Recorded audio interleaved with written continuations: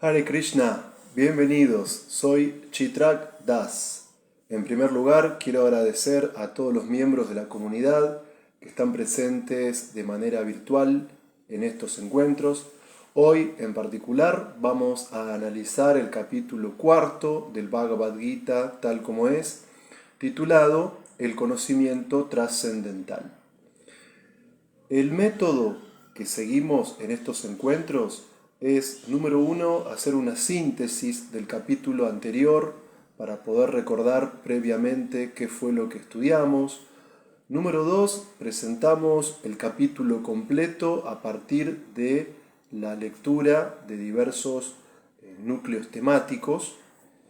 Y también vamos a destacar aspectos relevantes dentro de los significados. Y por último, al final del encuentro de hoy, vamos a llegar a una parte de conclusiones y reflexiones personales. Con esta metodología de trabajo lo que hacemos es ver de manera amplia un capítulo completo del Bhagavad Gita tal como es, y al analizar shlokas que están conectados entre sí podemos detectar que hay diferentes núcleos temáticos. Muchas gracias Hugo Prabhu, Hare Krishna. Y esto nos permite tener una mirada, podríamos decir, más totalizante del capítulo y una comprensión más clara del diálogo que se da entre Krishna y Arjuna. Bien, una vez que Hugo Prabhu confirmó que el audio está saliendo correctamente, vamos a pasar a efectuar una síntesis del capítulo número 3. Bien, en el capítulo anterior que abordamos hace 15 días, Krishna da toda una serie de instrucciones a Arjuna acerca de la manera correcta de cumplir con su deber. Y por supuesto, Krishna está explicando la importancia de llevar a cabo actividades como sacrificio en honor de la divinidad. Utilizar nuestro propio deber prescrito y la práctica ritual para adorar a Vishnu con nuestras actividades. Y también veíamos en el capítulo anterior la importancia en cuanto a la forma en que Krishna destaca cómo ejecutar acciones correctas y acciones que sean ejemplares para que de ese modo, al actuar adecuadamente, uno eduque al resto de la sociedad en cuanto a la forma correcta de cumplir con sus deberes para perfeccionar la existencia. También en el capítulo 3, denominado Karma Yoga, Krishna exponía ante su discípulo primo y amigo, Arjuna, la manera correcta en que se comporta la persona sabia. Y por último, dado que Arjuna le preguntaba a Krishna qué es lo que nos impulsa a no actuar correctamente, incluso contra nuestra voluntad, Krishna dice que esa acción se ejecuta de alguna manera influida por la lujuria, y Krishna cierra el capítulo 3 explicando el método por el cual un alma dentro de este mundo material puede superar la lujuria. Si a alguien le interesa poder tener una visión completa de todo el capítulo anterior, entonces lo invito a ver el video previo sobre el tema. Bien, específicamente en el encuentro de hoy vamos a abordar el capítulo cuarto del Bhagavad Gita tal como es, que como dije previamente se denomina el conocimiento trascendental. Muy bien, entonces, de manera sintética vamos a ver que hay toda una serie de núcleos temáticos principales dentro del capítulo. Ahora voy a leer esto muy resumidamente y luego sí voy a expandirlo de manera analítica, estos núcleos temáticos, leyendo algunos shlokas o algunos textos específicos de este capítulo cuarto que van a ampliar nuestra idea respecto de estos núcleos. Entonces, un núcleo temático importante que observamos en el capítulo número cuarto es que el conocimiento trascendental se recibe mediante la sucesión discipular. También encontramos la diferencia entre el ser supremo y el ser individual.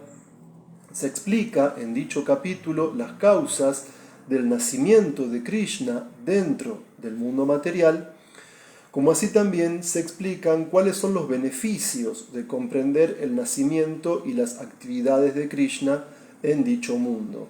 También se afirma que Krishna, su nacimiento, sus actividades, son trascendentales y son inmutables.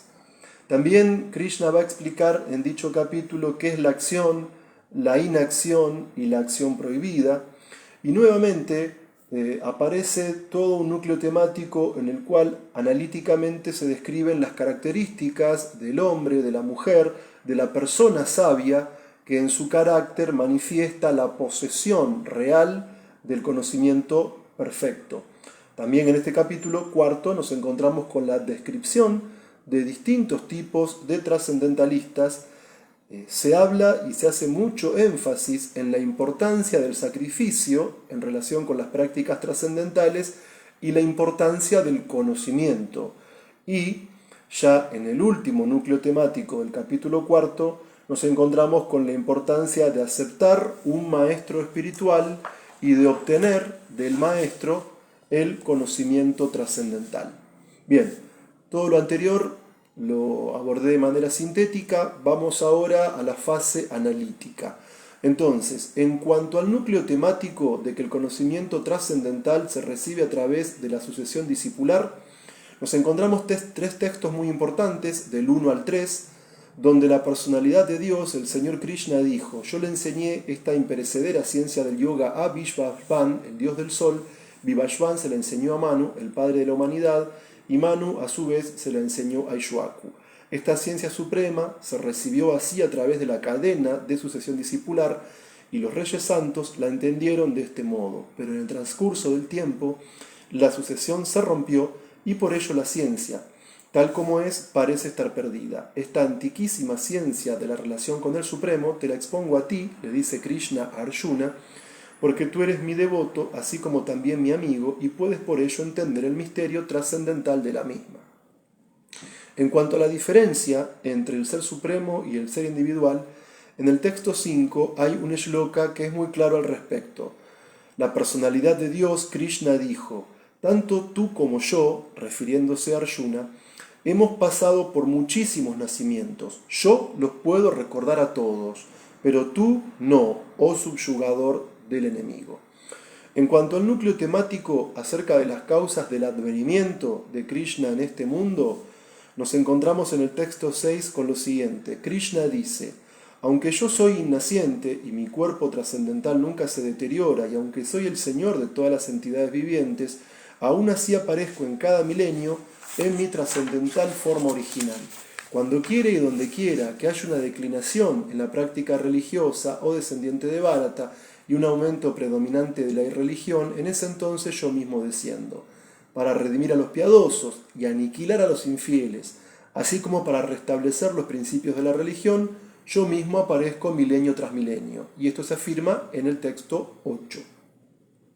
En cuanto al núcleo temático que habla acerca del beneficio o de los beneficios de conocer los motivos del nacimiento de Krishna en este mundo, el texto 9 y 10 son específicos sobre este tema en particular. En el texto 9 dice: oh Arjuna, aquel que conoce la naturaleza trascendental de mi aparición y actividades, dice Krishna, al abandonar este cuerpo no vuelve a nacer de nuevo en este mundo material, sino que alcanza mi morada eterna. Estando liberadas del apego, el temor y la ira, estando totalmente absortas en mí y refugiándose en mí, muchísimas personas se purificaron en el pasado mediante el conocimiento acerca de mí, y de este modo todas ellas alcanzaron el estado de amor trascendental. A esto se podría agregar el texto 11. En la medida que todos ellos se entregan a mí, yo los recompenso. Todo el mundo sigue mi sendero en todos los aspectos, oh hijo de Prita. Bueno, muy bien. Después de esto, Krishna está hablando acerca de su naturaleza inmutable y completamente trascendental. Entonces, en el texto 13, él dice: según las tres modalidades de la naturaleza material y el trabajo asociado con ellas, yo creo las 4 divisiones de la sociedad humana, y aunque yo soy el creador de ese sistema, debes saber que yo no hago nada, pues soy inmutable. Luego en el texto 14 Krishna dice: no hay ningún trabajo que me afecte ni ambiciono los frutos de la acción. Aquel que entiende esta verdad acerca de mí tampoco se enreda en las reacciones fruitivas. Y por último, en el 15, en la antigüedad todas las almas liberadas actuaron con esa comprensión acerca de mi naturaleza trascendental.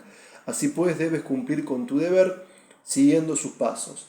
Es decir, en este capítulo número 4, en primer lugar, Krishna está explicando que el conocimiento para alcanzar la perfección, el conocimiento espiritual, el conocimiento perfecto, se origina en Krishna mismo y es Krishna quien transmite este conocimiento a la divinidad del sol Vivashvan. Vivashvan lo transmite a Ishwaku, Ishwaku a Manu, y así se formó toda una sucesión discipular de reyes santos que dominaban la ciencia del conocimiento espiritual. Ahora, el punto es que Arjuna tenía dudas acerca de cómo Krishna podía haber hablado este conocimiento ante Vivashvan, dado que Vivashvan, aparentemente y desde el sentido común que manejaba Arjuna, era mucho más antiguo que Krishna. Entonces ahí Krishna explica la diferencia entre el ser supremo y el ser individual.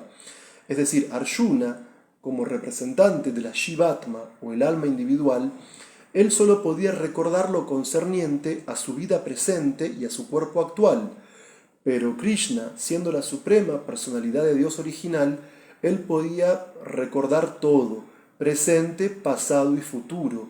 Y es por eso que, aunque Krishna estuvo presente hace 5.000 años atrás aproximadamente en el planeta Tierra, él podía recordar un tiempo anterior en el que había expuesto este conocimiento trascendental a Vivashvan. Entonces, Krishna, cuando viene al mundo material, no viene forzado por el karma, no viene en un cuerpo material, Krishna viene en su cuerpo espiritual, Krishna viene a través de su potencia interna a este mundo material y él está constantemente liberado. Y Krishna viene a este mundo para proteger a las personas que son progresivas en la vida espiritual. Krishna viene a este mundo para dar facilidad a aquellos que están intentando avanzar espiritualmente. Y para que esto se pueda lograr, Krishna también viene a poner un límite o poner un freno a aquellas personas que se oponen a la vida progresiva espiritual de la humanidad. Krishna desciende a este mundo para restablecer el Dharma, para restablecer el camino que conduce a conectarnos eternamente con Él. Entonces, si uno comprende que la forma de Krishna es espiritual, si uno entiende que las actividades de Krishna son espirituales, si uno posee ese conocimiento acerca de la naturaleza y los pasatiempos de la Suprema Personalidad de Dios, esto permite perfeccionar nuestra existencia.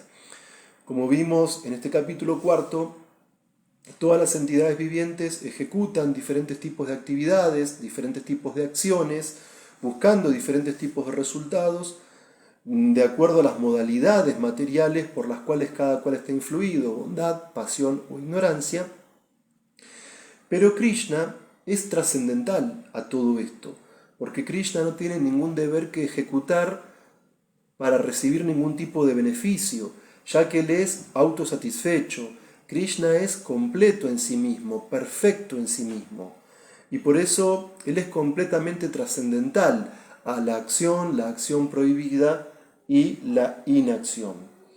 Entonces, este punto es muy importante.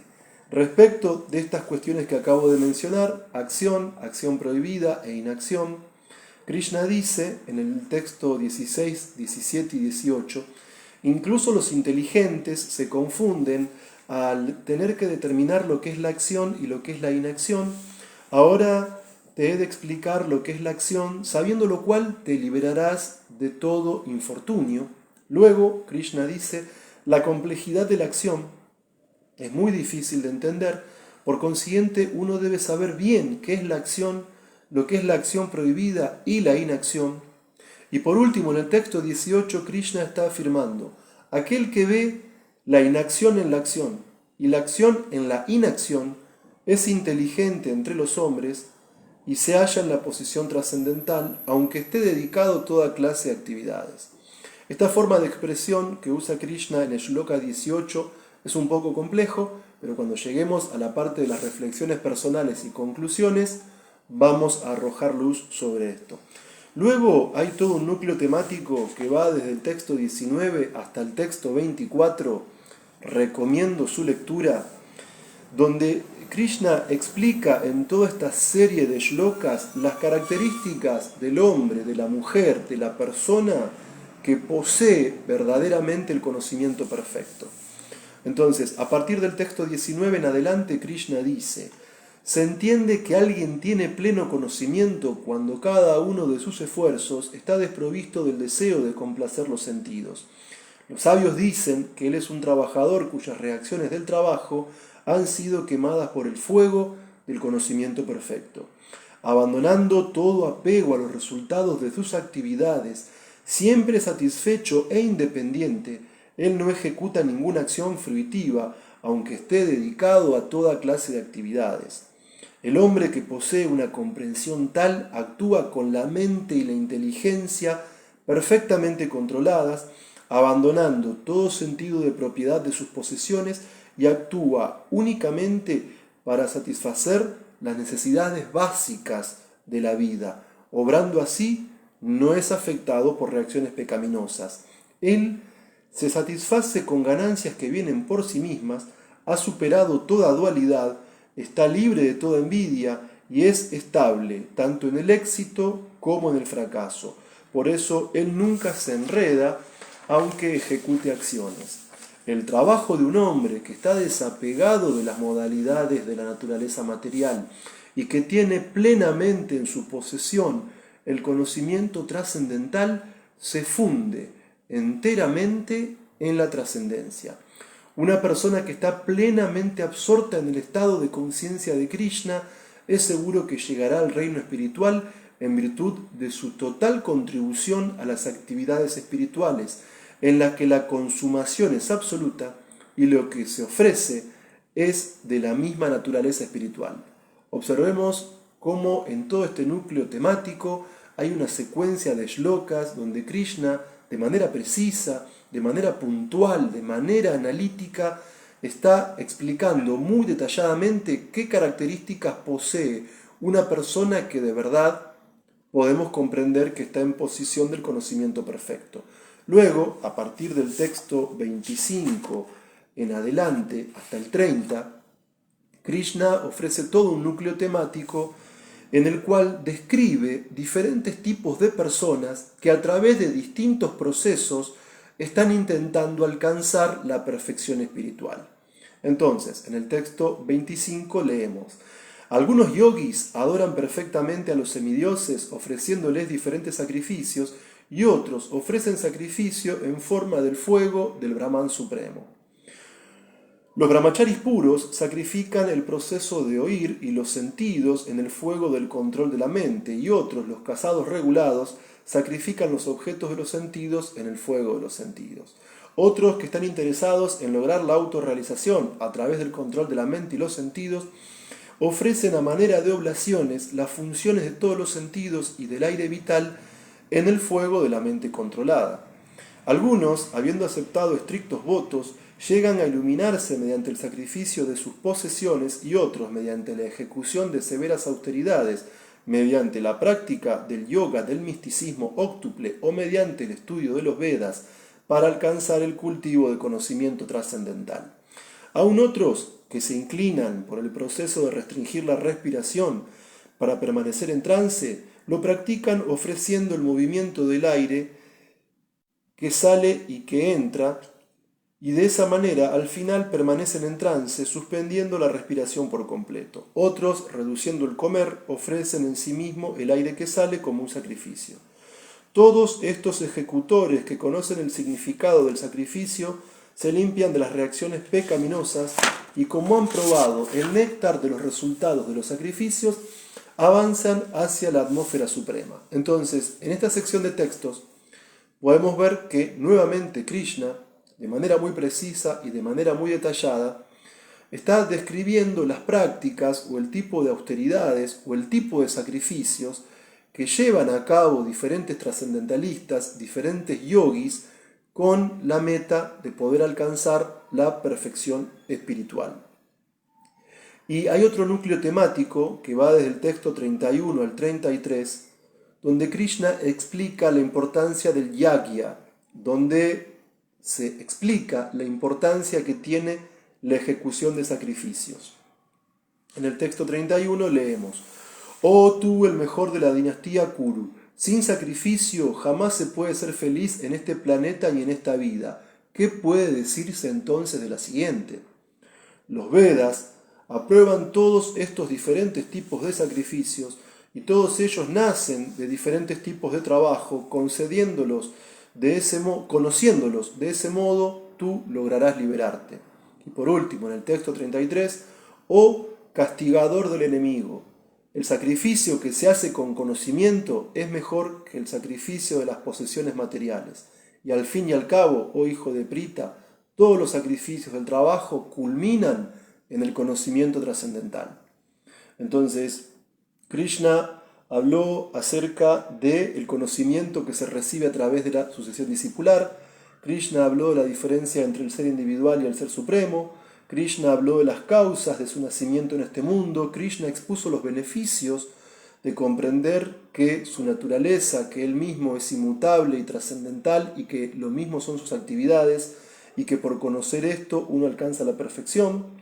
Krishna habló acerca de la acción prohibida y la inacción. También expuso las características de aquel que posee pleno conocimiento, la descripción de diferentes tipos de trascendentalistas. Y acá Krishna está exponiendo la importancia del sacrificio y el hecho de que el sacrificio se ejecute con conocimiento.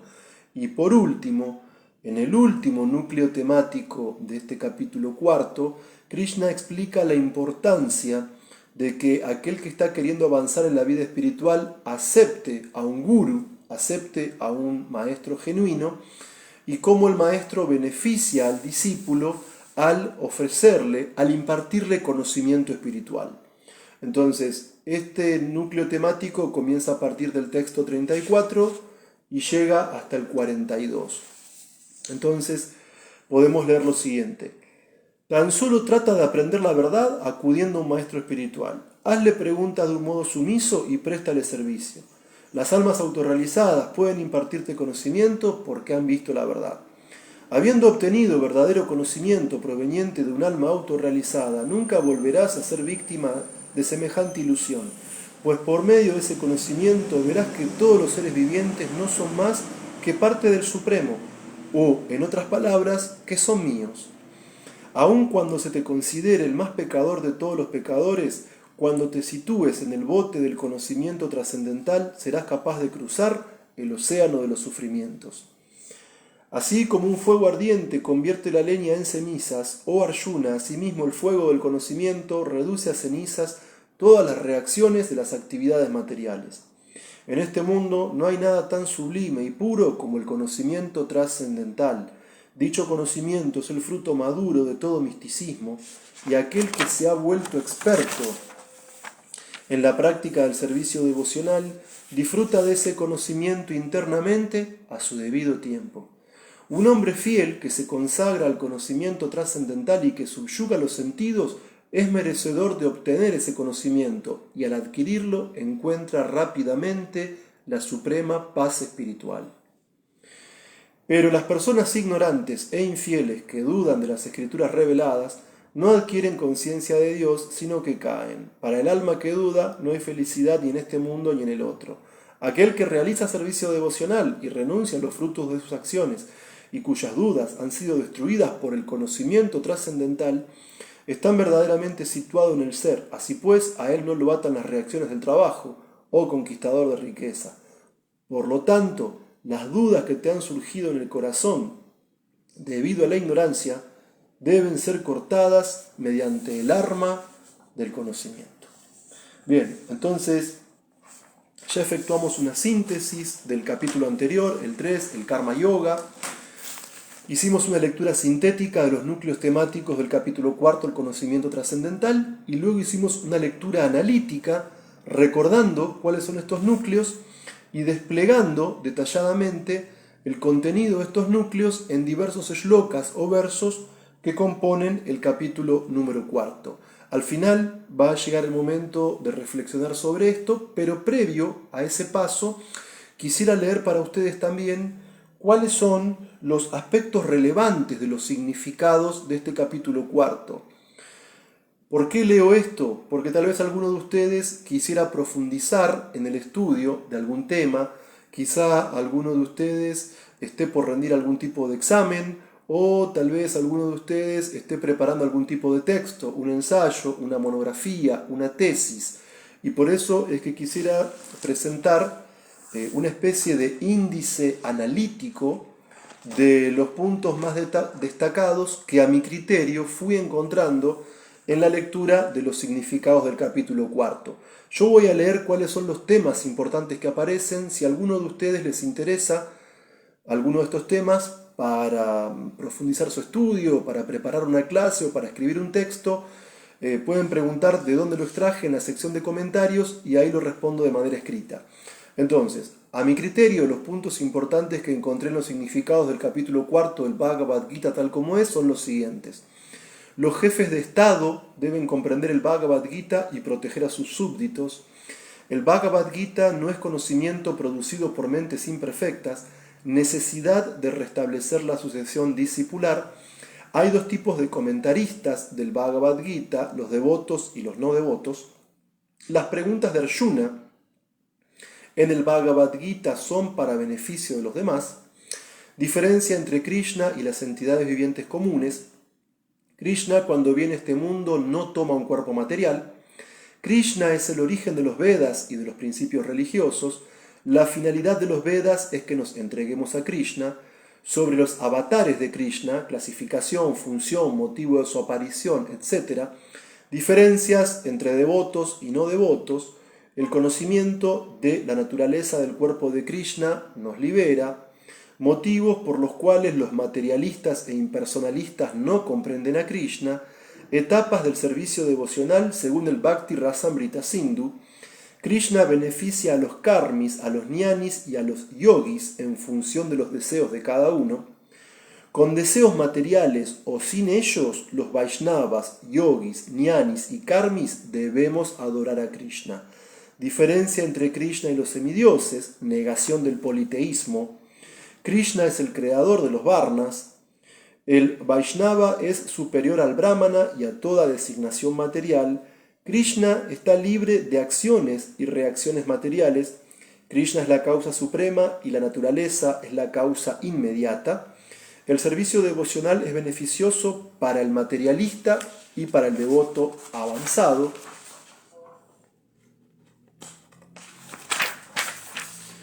No hay que abandonar el deber si queremos avanzar en conciencia de Krishna.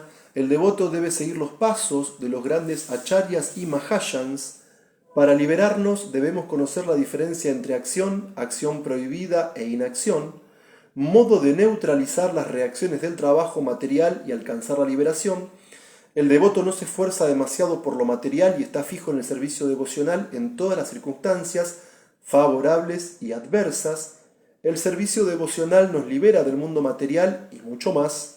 Sacrificio, definición, clasificación, recompensas, finalidades. En todos los ashrams hay que controlar los sentidos. Sobre el yoga de Patanjali, diferencias entre Hatha Yoga y Bhakti Yoga. Para avanzar en la vida espiritual hay que aceptar un maestro espiritual. Y sobre la importancia y beneficios de obtener conocimiento trascendental. Muy bien, damas y caballeros, presentamos la metodología del encuentro de hoy. Hicimos la síntesis del capítulo 3. Hicimos la síntesis de los núcleos temáticos del capítulo 4, los desarrollamos mediante la lectura de los shlokas específicos. Hice una lectura rápida de los aspectos importantes que a mi criterio encontramos en los significados. Y bueno, en este momento del encuentro de hoy llega el momento de las conclusiones y reflexiones personales sobre todo lo leído. Entonces, al principio del capítulo 4 del Bhagavad Gita, Krishna decía que él le dio este conocimiento a Vivasvan, luego de ahí fue a Ikshvaku, a Manu, y que nuevamente Krishna estaba ofreciendo este conocimiento a Arjuna. Esto nos indica que además de nuestra sucesión discipular, Parampara, Srila Prabhupada, Srila Bhaktisiddhanta, etc., hay una sucesión discipular en la que circula el conocimiento trascendental a través de reyes santos, a través de diferentes kshatriyas. Entonces, En la antigua cultura de la India, en la antigua cultura védica, aparece la figura del Rajarshi en sánscrito, o Raja Rishi. Esto Srila Prabhupada lo traduce como reyes santos. Intentemos esclarecer un poco acerca de la naturaleza de esta expresión.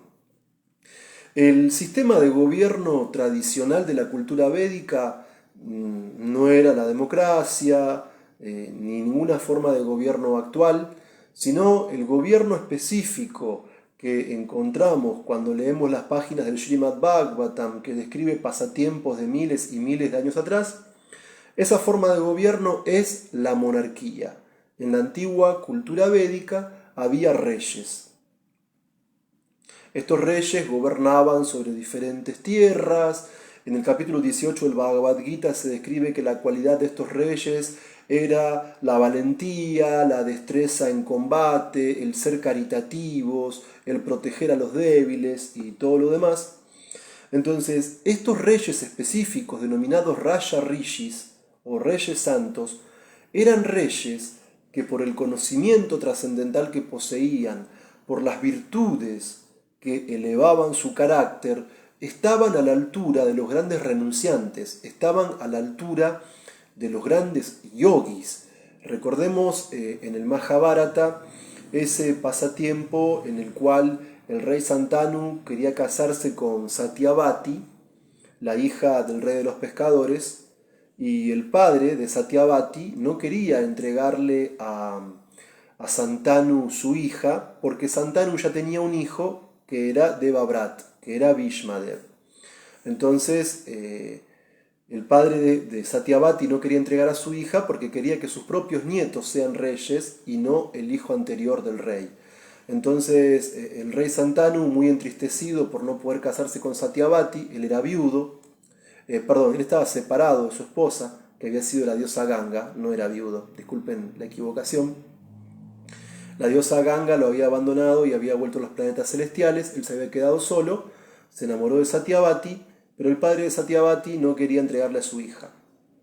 Entonces el rey estaba cabizbajo, frustrado, cuando su hijo se enteró, no por él, sino por otra persona, lo que le sucedía al rey. El hijo fue a buscar a Satyavati para que se case con su padre, pero el padre de Satyavati no la quería entregar, por el motivo que les expliqué previamente. Entonces Bhishmadev le prometió al padre de Satyavati que él, como hijo de Santanu, no iba a tener hijos. Para que nadie... que él renunciaba al trono. Entonces, muy astuto, el padre de Satyavati dijo, bueno, pero yo cómo sé que tus hijos no van a reclamar el trono. Y ahí es cuando Devavrat hace el voto de ser brahmachari, de no tener hijos, y ahí comienza a ser conocido como Bhishmadev. Y ahí es cuando Bhishma lleva a Satyavati en una cuadriga al palacio donde está su padre Santanu, y el padre, habiéndose enterado de que Devavrat o Bhishma no solamente había renunciado al trono, sino que había renunciado también al hecho de tener descendencia, ahí es cuando su padre lo bendice, dándole la capacidad para que Devavrat muera en el momento que él quisiera, para que Devavrat o Bhishmadeva pueda abandonar el cuerpo a voluntad. Observemos que los reyes de esa época, aquellos que entraban dentro de la característica de Rajarshis, tenían estas capacidades y muchas más. Entonces, tenían grandes cualidades de carácter este tipo de reyes, llamados reyes santos, lo cual nos permite comprender que este tipo particular de reyes de la cultura védica no eran tiranos, no eran personas que gobernasen de un modo violento, no eran personas que gobernasen de un modo despótico, no eran personas que gobernasen para explotar a sus gobernados. No, estos reyes santos poseían conocimiento trascendental, estos reyes santos poseían grandes cualidades de carácter, grandes virtudes. Estos reyes santos estaban a la altura de los grandes yogis, de aquellos que tienen control de sus sentidos, de su mente, y en consecuencia estos reyes santos o rajarshis gobernaban para el bien de los ciudadanos, gobernaban para el bien de sus súbditos. No eran reyes tiránicos, violentos o explotadores, sino que eran reyes conscientes del verdadero sentido de la vida humana y con su acción de gobierno ofrecían los medios a los ciudadanos para que puedan alcanzar la perfección espiritual. Bien, en cuanto al núcleo temático que hace referencia a la diferencia entre el alma individual, en sánscrito la Shiva, y Krishna, es decir, Ishvara en términos del Bhagavad Gita, sintéticamente hablando, los Gaudiya Vaishnavas tenemos un Siddhanta o una conclusión filosófica que parte de Chaitanya Mahaprabhu, en la cual comprendemos que las almas individuales somos uno y diferente de Krishna. Este conocimiento es muy importante en la vida espiritual. O sea, es erróneo pensar que el alma es totalmente diferente de Dios, y es un error pensar que el alma que habita en nuestros cuerpos es totalmente idéntica a Dios. Ambos extremos filosóficos son erróneos. ¿Por qué? Porque el alma es uno con Krishna, en el sentido que Krishna es eterno, pleno en conocimiento y en bienaventuranza, y nosotras, las almas individuales, en nuestro estado perfeccionado, en nuestro estado liberado, también somos eternos, plenos en conocimiento y bienaventuranza. Somos, en ese sentido cualitativo, somos uno con Krishna. Ahora, en sentido cuantitativo, somos diferentes de Krishna. Porque Krishna tiene mucho más desarrollada toda una serie de cualidades trascendentales que nosotras, las almas individuales, solo podemos desarrollar hasta un cierto punto que nunca es igual al de Krishna. Y esto está muy detalladamente explicado en el Néctar de la Devoción. Krishna posee un 100% de las 64 principales cualidades trascendentales. Las expansiones de Krishna como Vishnu alcanzan un 90 y tanto por ciento, creo que es un 97%. El señor Shiva, que ni es completamente Dios ni completamente un ser individual, el señor Shiva no es un alma común, ni tampoco es la suprema personalidad de Dios, está en un punto medio. Él alcanza un 80 y tanto por ciento de las cualidades de Krishna, y nosotros, las almas individuales, en nuestro estado perfeccionado, alcanzamos creo que un 78% de las cualidades, de las principales cualidades de Krishna. Por eso, en sentido cualitativo, somos uno con Krishna. Somos eternos, plenos en conocimiento y bienaventuranza, una vez liberados. En sentido cuantitativo, Krishna posee un 100% de las principales cualidades trascendentales, de las cuales nosotros, en nuestro estado perfeccionado, solo podemos alcanzar un porcentaje muy alto, pero más bajo que el del señor Shiva y más bajo que el del señor Vishnu. Y obviamente más bajo que el del señor Krishna. Esto es claro. Pero además, otro aspecto que diferencia al alma individual, como vimos en el encuentro de hoy, es que Krishna puede recordar cada vez que viene al mundo material. Krishna puede recordar todo lo que dice, Él puede recordar todo lo que hace. Ahora, cuando nosotras, las almas individuales, venimos a este mundo, olvidamos nuestras vidas previas. Cuando tomamos un nacimiento en un cuerpo material, olvidamos todas nuestras existencias pasadas. Pero Krishna nunca olvida. De hecho, Krishna dice que de Él procede todo conocimiento, que Él es la fuente del recuerdo, del conocimiento y del olvido. Entonces, otra diferencia es que cuando Krishna viene a este mundo, Él viene a través de su energía interna. En cambio, cuando nosotras, las almas individuales, nacemos en un cuerpo, estamos atadas por la energía externa, por Maya. Cuando Krishna viene a este mundo, Él viene en su cuerpo espiritual. Cuando nosotros venimos a este mundo, tenemos un cuerpo material. En el caso de Krishna no hay diferencia entre el interior y el exterior de Krishna. No hay un cuerpo de Krishna y un alma de Krishna. Krishna es completamente espiritual. En nuestro caso, somos un alma espiritual y tenemos un cuerpo material. Hay una diferencia entre nuestro interior y nuestro exterior. Y además, otro punto importante es que cuando Krishna viene a este mundo, Él nunca olvida, Él nunca cae bajo el efecto de la ilusión. Él no necesita ejecutar acciones que lo liberen del mundo. En cambio, cuando nosotros, las almas individuales, venimos a este mundo, quedamos atrapadas en diferentes cuerpos materiales, estamos llenas de deseos materiales y estamos cubiertos por la ilusión. Y nos olvidamos quiénes somos y nos olvidamos el sentido de la vida. Por eso es importante que Krishna descienda a este mundo y que Él nos dé conocimiento trascendental, que Él restablezca el Dharma, que Él proteja a sus devotos y que también ponga un límite a los no devotos cuando ejecutan actividades nocivas que atentan contra el bienestar de la gente en general, tanto en sentido material como en sentido espiritual. Entonces, es muy importante comprender que Krishna no es uno de nosotros, a Krishna no lo cubre la ilusión. Cuando Él viene a este mundo, viene para nuestro propio beneficio. Él es inmutable, trascendental. Krishna no busca beneficios materiales, sino que Él nos da todos los medios a nosotras, las almas condicionadas, para que nos volvamos almas liberadas. Y este punto es muy importante. En cuanto al hecho de la liberación y comprender la diferencia entre acción, acción prohibida e inacción, bueno, hay términos muy interesantes que son karma, vikarma y akarma. Entonces, todo lo que el ser humano hace, cualquier trabajo que ejecutamos, cualquier acción que desempeñamos, en el plano material tiene una reacción. Y esa reacción nos ata a sufrir y a disfrutar dentro del mundo material, en esta vida o al reencarnar en vidas futuras. Por eso es que tenemos que tener conciencia de cómo actuamos. Tenemos que tener conocimiento para con esa arma poder liberarnos del resultado de la acción. El conocimiento puede ayudarnos a trascender el ciclo del nacimiento y la muerte. Entonces, la acción denominada vikarma son las acciones que se ejecutan de manera caprichosa, son acciones que se ejecutan en ignorancia, en pasión, son acciones en las que uno no actúa en base al conocimiento védico y son acciones que generalmente se denominan acciones pecaminosas y la consecuencia del vikarma es que por ejecutar ese tipo de acciones uno termina sufriendo, en esta vida o en vidas futuras. En cambio, la acción denominada karma es una acción que uno ejecuta con conocimiento de los mandatos de los Vedas.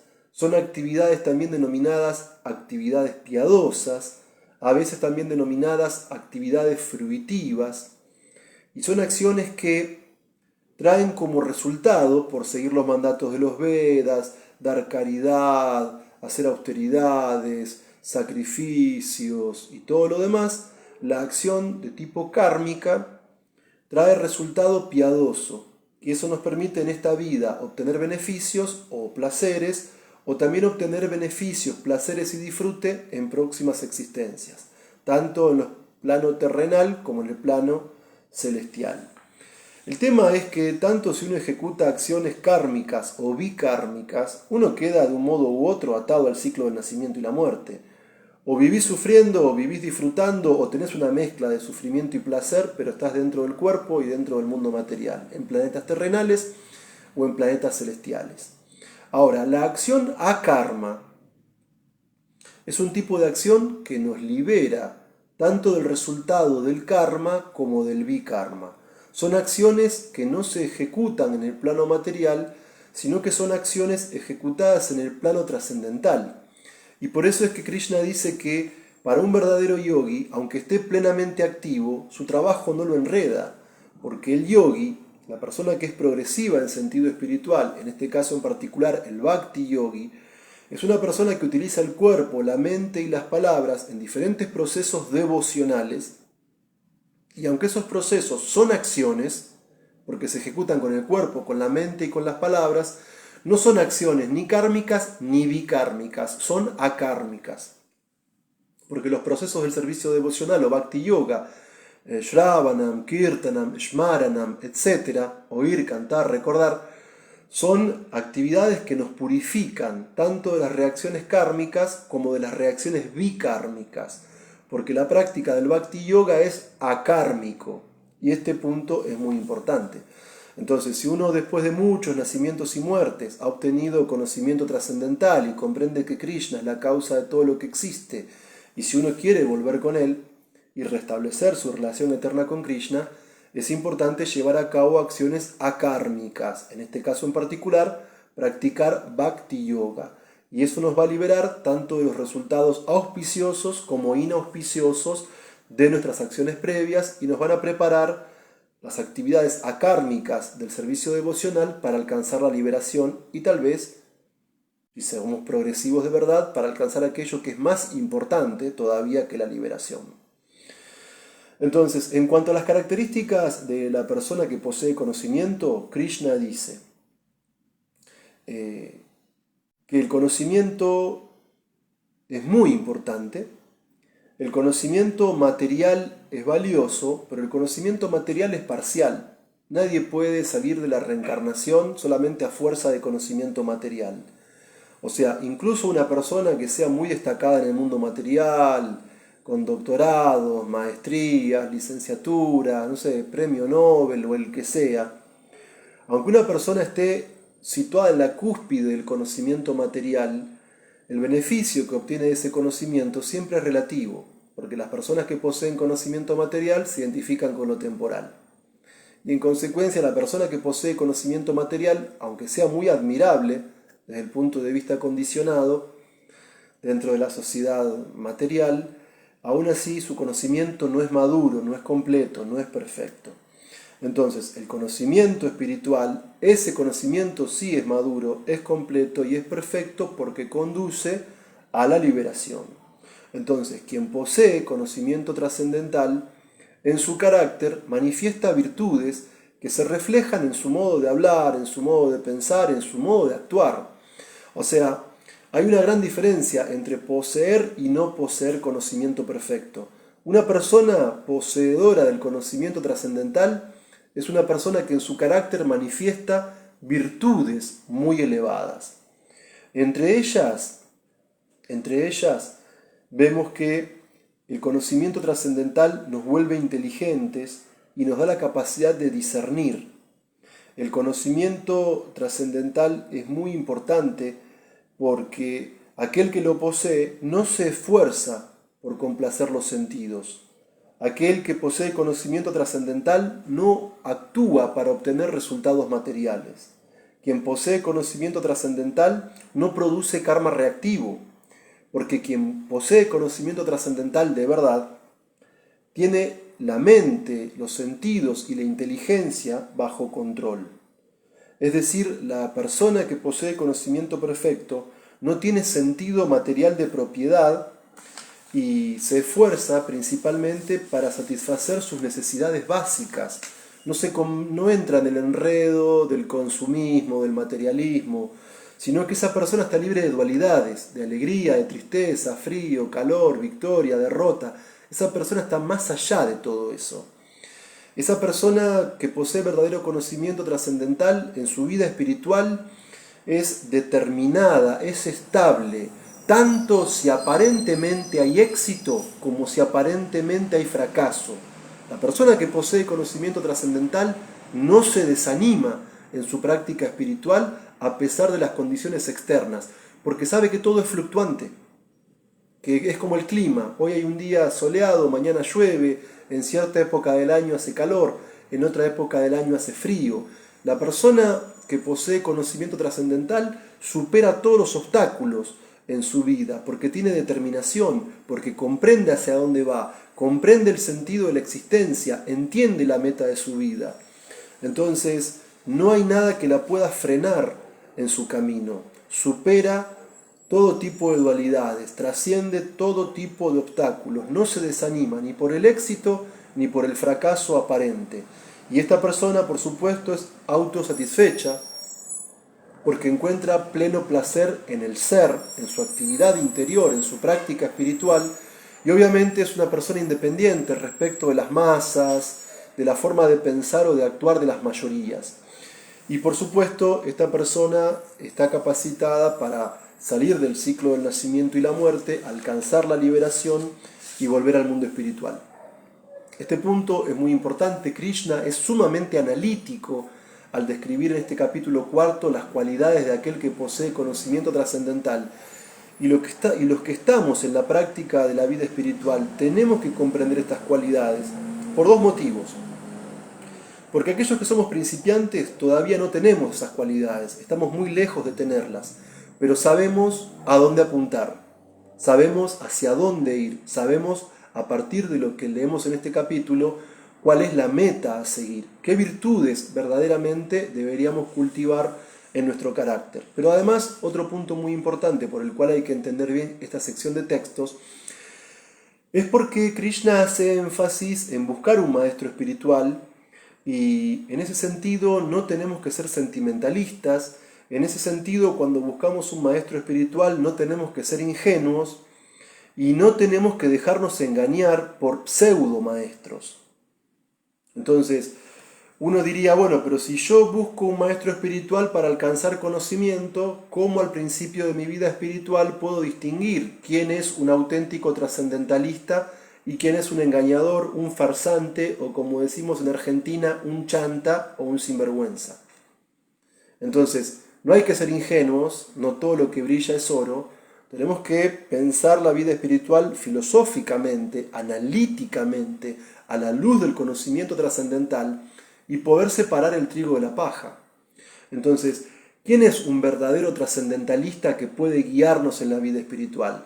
Bueno, lo que está diciendo Krishna en esta sección de textos, aquel que tiene los sentidos bajo control, que tiene la mente bajo control, que posee conocimiento perfecto, que está libre de ego falso, que está libre de sentido de posesión material, que no está enredado en una vida de obtener bienes materiales innecesarios por demás, que tiene una vida sencilla, que es autocontrolado, que es autosatisfecho y que es siempre estable en su práctica espiritual y que no se deja desanimar por las dualidades, ni por el aparente éxito, ni por el aparente fracaso, y que de este modo es una persona verdaderamente apta para alcanzar la liberación. Entonces, en cuanto al próximo núcleo temático, en el que Krishna describe diferentes tipos de trascendentalistas, él ahí hablaba de los que adoran semidioses, de los que estudian el conocimiento védico, de los que adoran el Brahman, de los que controlan el cuerpo y la mente, de los que controlan la práctica del proceso respiratorio, que pueden controlar los aires vitales, los bhakti yogis. Bien, Krishna hace un catálogo de diferentes tipos de trascendentalistas. Entonces, estos trascendentalistas se caracterizan por ser yogis, es decir, por adoptar conscientemente, inteligentemente, diferentes procesos de avance espiritual. Entonces, entre varios aspectos que son comunes denominadores de todos estos yogis, al menos en función de lo que vemos en el capítulo 4 del Bhagavad Gita, es que todos estos yogis, del tipo que sean, comprenden la importancia de ejecutar sacrificio. En la vida espiritual tiene que haber cierta austeridad, tiene que haber cierto sacrificio. La vida espiritual no puede ser descontrol. La vida espiritual no puede ser caprichosa.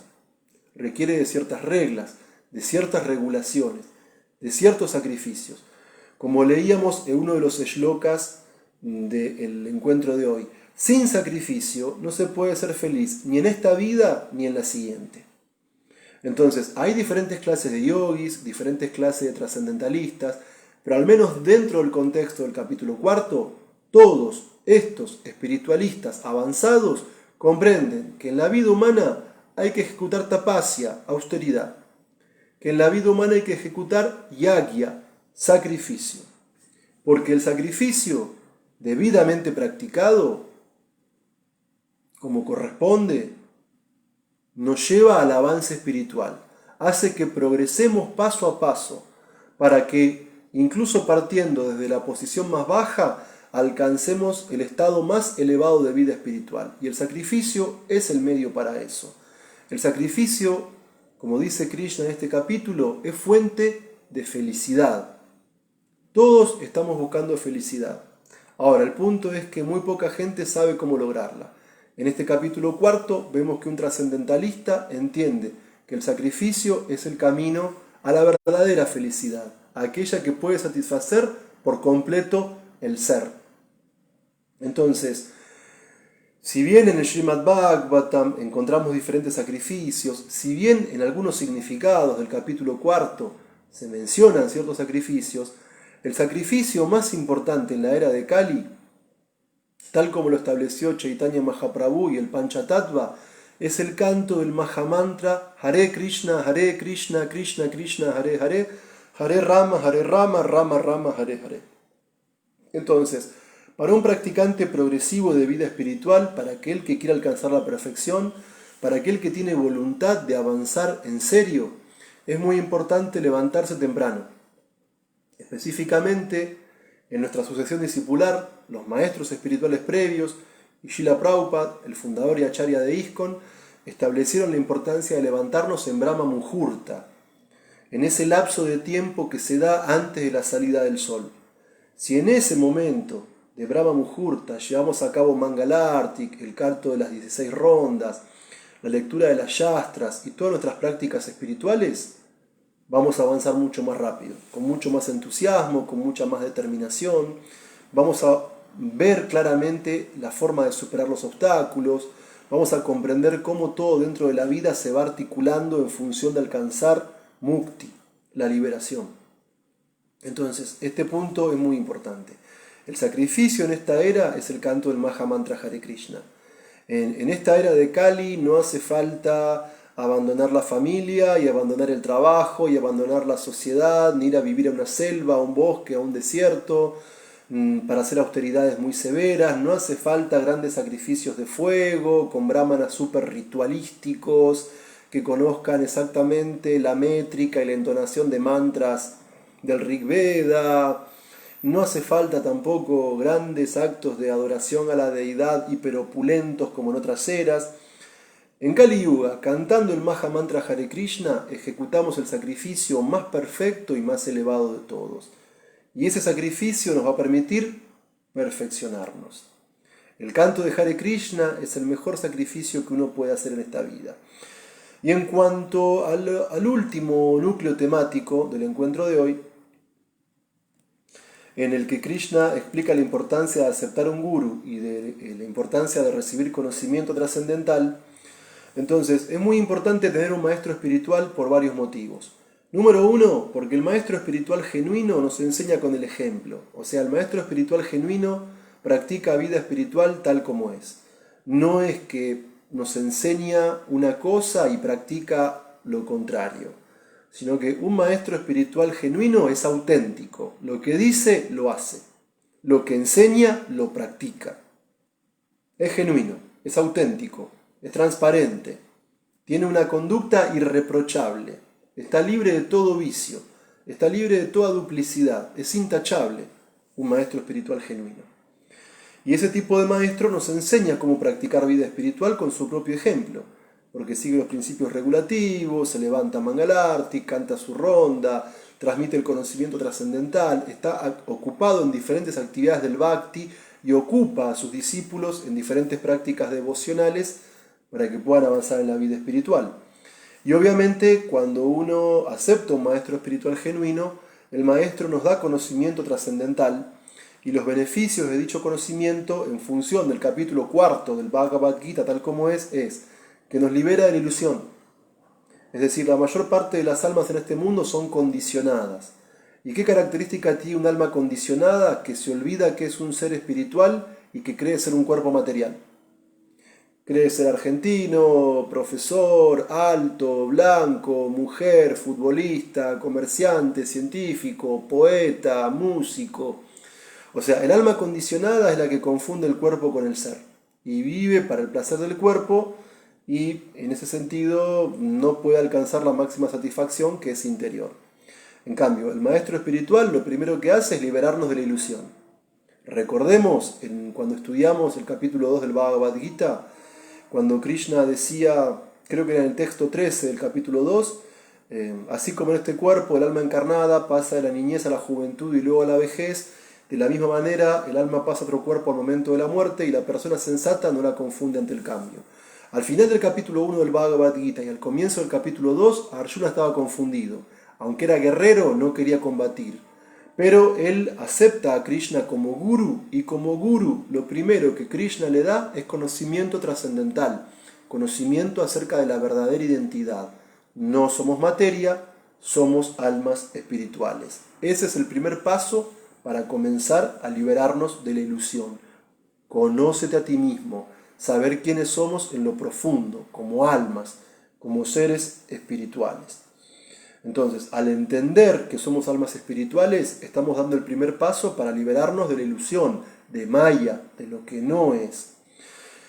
Luego, el conocimiento trascendental nos permite comprender que como almas espirituales somos partes de Krishna. Somos partes eternas de Krishna. Y en el estado condicionado tenemos una existencia individual. Y en el estado liberado podemos también mantener nuestra existencia individual como seres, que somos uno y diferente de Krishna a la vez. Además, el conocimiento trascendental nos libera del sufrimiento material. Yo recuerdo una clase de Srila Prabhupada que realmente me parece muy interesante. La clase se llama El problema no es el petróleo. Y justo en esa clase Prabhupada explicaba la renuncia de Maharaj Yudhishthir al reino, tras la partida de Krishna y de la dinastía Yadu de la tierra, y que Yudhishthir Maharaj se fue al norte, siguiendo los pasos de sus antepasados, en busca de la perfección espiritual. Y ahí es donde Prabhupada explica esto de los Rajarshis, que hace un rato hablé previamente. Prabhupada explica el tema de los reyes santos. Ahí Prabhupada explica que había reyes en la cultura védica que no eran tiranos, que no eran déspotas, que tenían conocimiento espiritual y que gobernaban para el bien de los ciudadanos y para que puedan alcanzar sus súbditos la liberación espiritual. Entonces Prabhupada dice que el conocimiento trascendental se transmitió de diferentes reyes santos entre sí. Y por eso una persona podría preguntar, ¿pero por qué este conocimiento no se transmite a la gente pobre, a la gente común, a la gente baja? Porque hay religiones que trabajan sobre eso, ¿no? Que le dan mucha importancia al que sufre, al pobre y todo eso. Pero Prabhupada dice, en esa clase, el problema no es el petróleo, que pobre no es el que no tiene riqueza. Prabhupada explica en esa clase que pobre es aquel que no tiene conocimiento espiritual.